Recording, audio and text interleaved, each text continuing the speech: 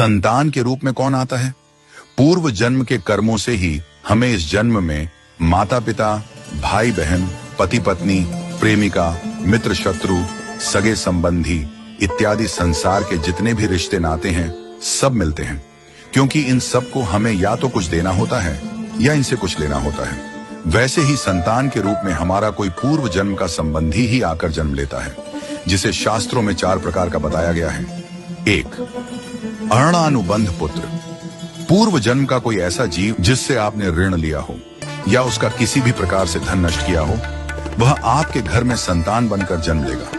वह अपना धन बीमारी में या व्यर्थ के कार्यों में तब तक नष्ट करेगा जब तक उसका पूरा हिसाब न हो जाए। 2. शत्रुपुत्र। पूर्व जन्म का कोई दुश्मन आपसे बदला लेने के लिए आपके घर में संतान बनकर आएगा। बड़ा होने पर वह माता पिता से मारपीट, झगड़ा करेगा या उन्हें सारी जिंदगी किसी न किसी प्रकार से सताता ही रहेगा। वह हमेशा कड़वा बोलकर उनकी बेइज्जती करेगा और उन्हें दुखी रखकर ही खुश होगा। 3. उदासीन पुत्र। इस प्रकार की संतान न तो माता पिता की सेवा करती है, न ही कोई सुख देती है। वह उन्हें उनके हाल पर मरने के लिए छोड़ देती है। विवाह होने पर यह माता पिता से अलग हो जाते हैं और उनकी चिंता नहीं करते। 4. सेवक पुत्र। पूर्व जन्म में यदि आपने किसी की खूब सेवा की है तो वह अपनी की हुई सेवा का ऋण उतारने के लिए आपकी सेवा करने के लिए पुत्र बनकर आता है। जो बोया है वही तो काटोगे।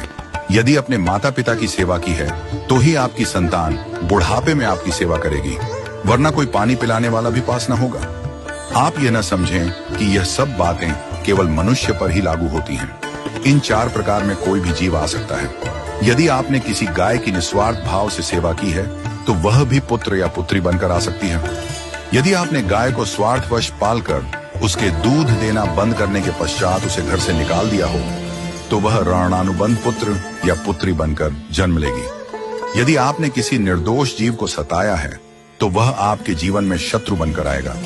इसलिए जीवन में कभी किसी का बुरा न करें, क्योंकि प्रकृति का नियम है कि आप जो भी करोगे उसे वह आपको इस जन्म में या अगले जन्म में 100 गुना वापस करके देगी।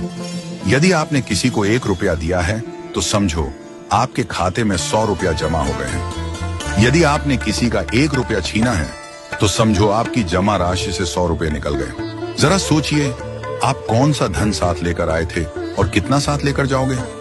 जो चले गए वे कितना सोना चांदी साथ ले गए? मरने पर जो सोना चांदी धन दौलत बैंक में पड़ा रह गया, समझो वह व्यर्थ ही कमाया। औलाद अगर अच्छी और लायक है तो उसके लिए कुछ भी छोड़कर जाने की जरूरत नहीं है, वह खुद ही कमा लेगी। और औलाद अगर बिगड़ी या नालायक है तो उसके लिए जितना भी धन छोड़कर जाओ वह चंद दिनों में सब बर्बाद करके ही चैन लेगी। मैं, मेरा, तेरा और सारा धन यहीं का यहीं धरा रह जाएगा, कुछ भी साथ नहीं जाएगा। साथ यदि कुछ जाएगा भी तो सिर्फ अच्छे बुरे कर्म ही साथ जाएंगे। इसलिए जितना हो सके नेकी करो, सत्कर्म करो।